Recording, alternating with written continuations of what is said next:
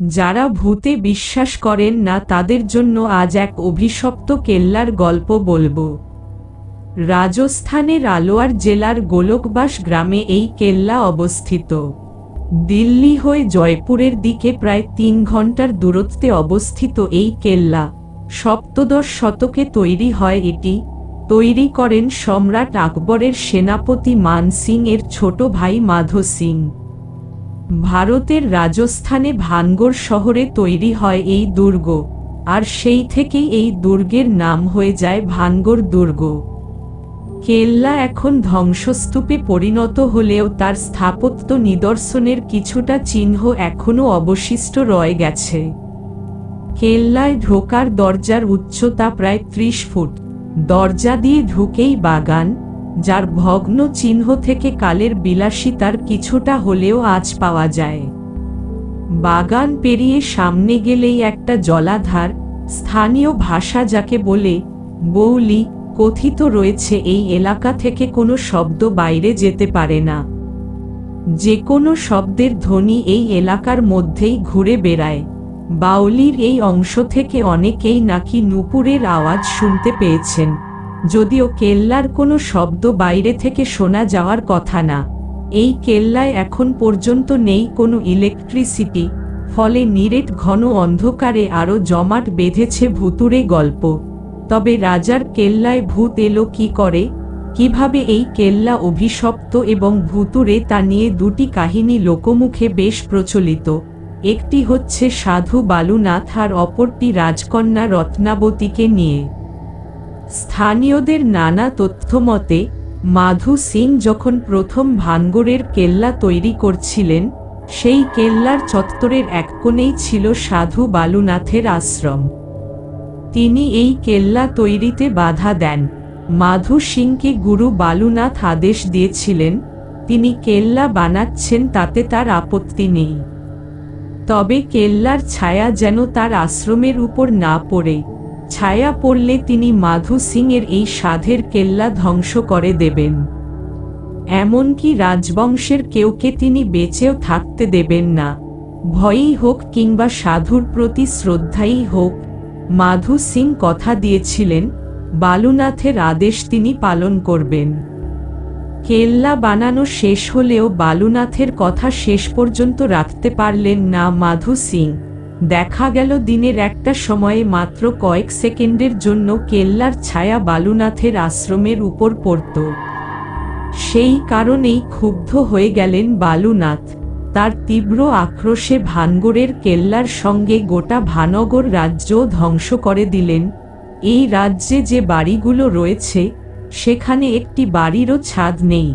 ভানগড়ে গেলে দেখা যায় সেখানে বাড়ির অভাব নেই, অথচ কোনো বাড়ির ছাদ নেই।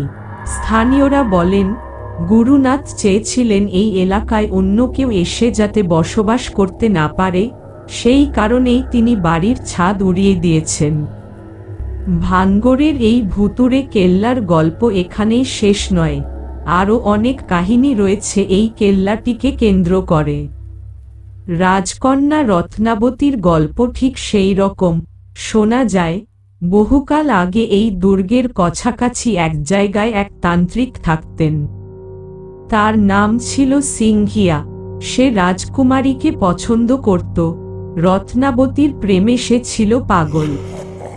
ভানগড়ের রাজকুমারী রত্নাবতী বয়ঃপ্রাপ্ত হলে বিভিন্ন রাজ্য থেকে বিয়ের প্রস্তাব আসতে থাকে। তন্ত্র বলে তান্ত্রিক বুঝে নেয় রাজকুমারী তার প্রেমে সাড়া দেবে না, তাই সে সুযোগের অপেক্ষায় থাকে। একদিন রত্নাবতী তার দাসীদের নিয়ে বাজারে সুগন্ধি কিনতে গিয়েছিলেন। তান্ত্রিক সুগন্ধির উপর জাদুর প্রভাব বিস্তার শুরু করে। সিংহিয়ার মতলব ছিল রাজকুমারী এই গন্ধ শুকলেই বশীভূত হয়ে পড়বেন ও সিংহিয়ার পিছনে পিছন চলে আসবেন। কিন্তু রূপের সঙ্গে রত্নাবতীর বুদ্ধিও ছিল মারাত্মক। তিনি সিংহিয়ার এই ছল বুঝতে পেরে সুগন্ধির বোতল একটি পাথরে ছুঁড়ে মারেন। জাদুবলে ওই পাথরটি বশীভূত হয়ে সিংহিয়ার পিছনে ছুটতে আরম্ভ করে, আর ওই পাথরের তলায় চাপা পড়েই সিংহিয়া মারা যায়। আর মরার সময় সে রাজকুমারীকে অভিশাপ দিয়ে যায়, রাজপরিবারের কাউকে সে বাঁচতে দেবে না, আর রাজকুমারীকে সে মরার পরেও ছাড়বে না। এই সময় ভানগড় এলাকায় প্রায় 10,000 লোকের বসবাস ছিল। এই ঘটনার ঠিক কিছুদিনের মধ্যেই ভানগড়ের সঙ্গে আজবগড়ের যুদ্ধ লাগে। সিঙ্গিয়ার অভিশাপ ফলতে দেরি হয়নি। ভানগড়ের মানুষ সাহসিকতার সাথে লড়াই করল, কিন্তু আজবগড়ের সৈন্যদের হাতে মারা পড়ল প্রায় সকলে। রাজকন্যা নিজেও ঘোড়ার পিঠে যুদ্ধ করতে করতে প্রাণ দিলেন। সেই যুদ্ধে রাজপরিবার সহ গোটা ভানগড় ধ্বংস হয়ে যায়। স্থানীয়দের বিশ্বাস ওই কেল্লায় নাকি তান্ত্রিক ও রত্নাবতীর অতৃপ্ত আত্মা এখনো ঘুরে বেরোয়, আর তাদের সঙ্গে ভানগড়ের অসংখ্য মানুষের আত্মাও কেল্লায় বিরাজমান। এলাকার অনেকেরই বিশ্বাস সেই আত্মার দল এখনো ভানগড়কে পাহারা দিয়ে চলেছে। রাজকুমারী রত্নাবতী একদিন না একদিন পুনর্জন্ম নিয়ে ফিরে আসবেন ভানগড় দুর্গে। সেদিন তার হাতে ভানগড়ের শাসনভার ফিরিয়ে দিয়ে তবে তাদের মুক্তি হবে। এরপর কত শতাব্দী কেটে গেছে, ভানগড় এখনো সেই নিঃশব্দে তার শীতল, হিংস্র পরিত্যক্ত চেহারা নিয়ে দাঁড়িয়ে আছে আরাবল্লীর কোলে। এই কেল্লা আর তার আশেপাশের নগরী অভিশপ্ত হিসেবে পরিচিতি পায় সারা ভারত জুড়ে। দেশ বিদেশ থেকে পর্যটকেরা আসেন দেখতে, তবে সকলে এই কেল্লার বাতাসে একটা তীব্র আতঙ্কের স্পর্শ অনুভব করে থাকে। কেল্লাকে ঘিরে একের পর এক গল্প তৈরি হলেও কেউ স্বচক্ষে ভূতের দেখা পায়নি। তবে আর্কিওলজিক্যাল সার্ভে অফ ইন্ডিয়া পক্ষ থেকেই দেওয়া হয়েছে এক কড়া নির্দেশ, ভানগড় এলাকায় সূর্যাস্তের পরে এবং সূর্যোদয়ের আগে প্রবেশ পুরোপুরি নিষিদ্ধ।